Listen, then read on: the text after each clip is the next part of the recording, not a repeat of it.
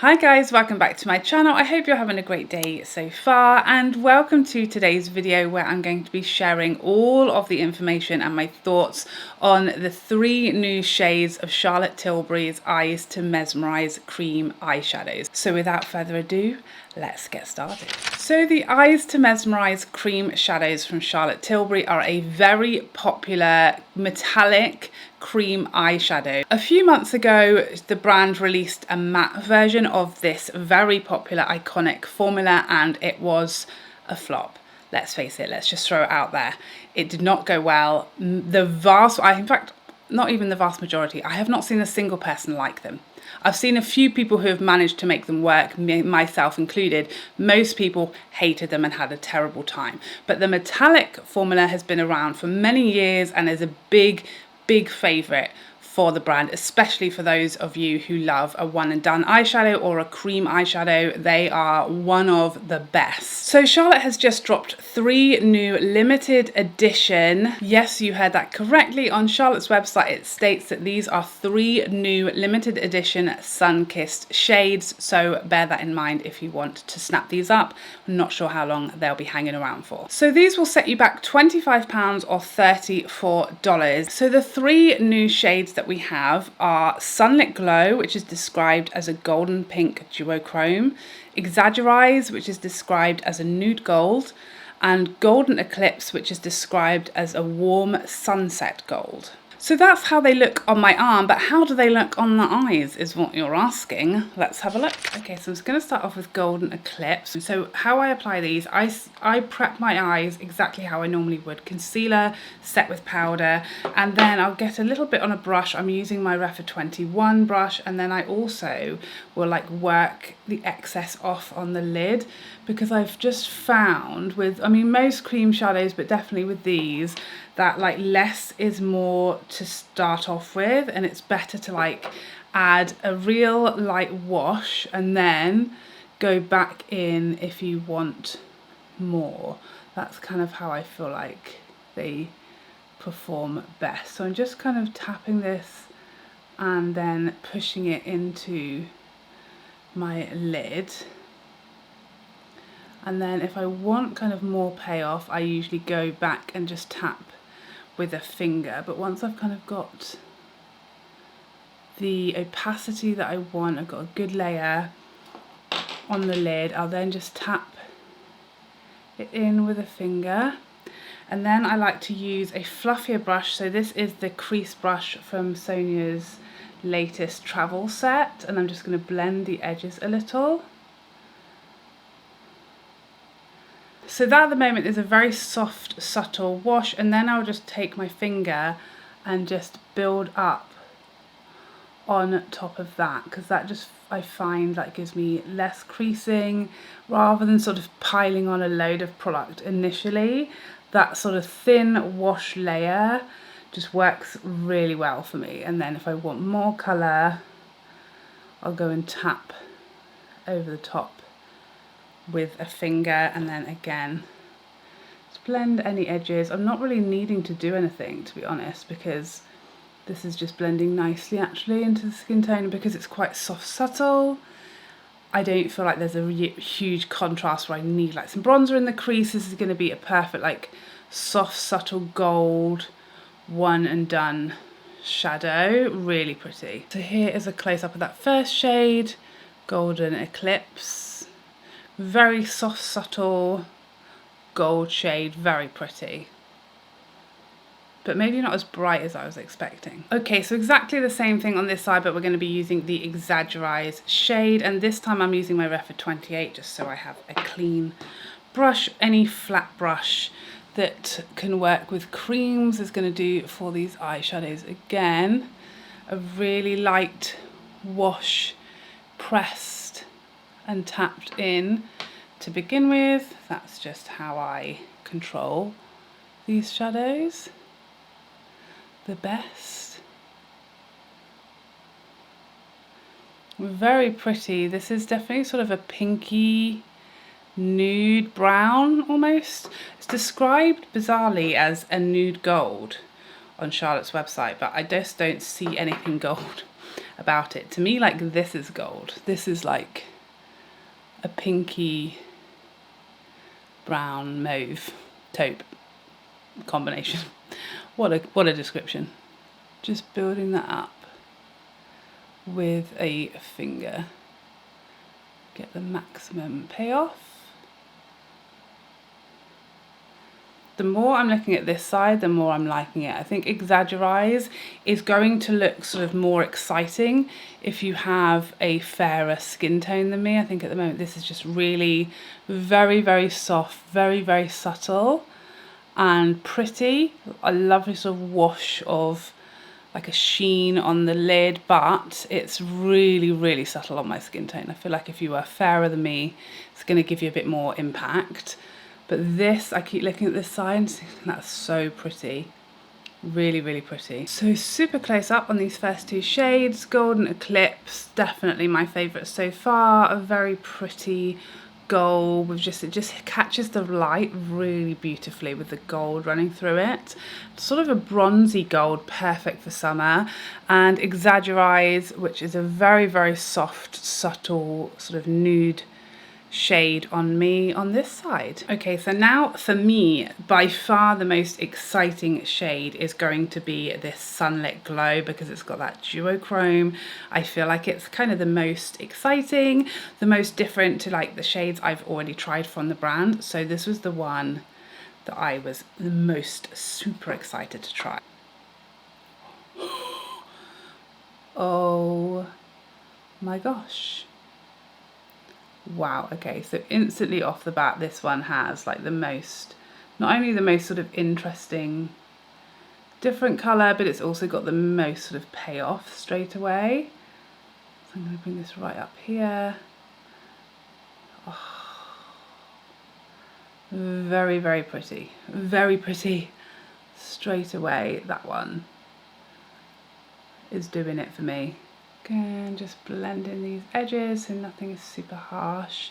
You could always go into the crease with a bit of bronzer or a shadow from another palette or something, but I'm not really feeling the need to do it with any of these shades, to be honest. I was just trying to find my brush and then it was in my hand. It's one of those days.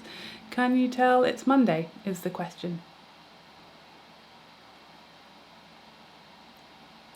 It's definitely, you know, more colourful, more impactful than the other shades, but it still is that typical Charlotte Tilbury.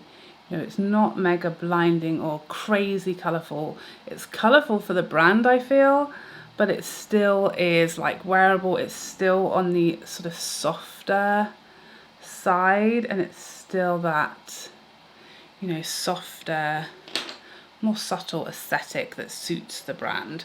I'm also going to take this one under my lash line because it's the last shade I'm using today, and I'm going to use the Sonia G detail brush also from that Kiyaki travel set, just to make this look a little bit more nighttime, a little bit more impactful. Okay, so I've just matched up my other eye and added some mascara so that you can kind of see the finished look with this standout shade for me. This is by far the prettiest shade.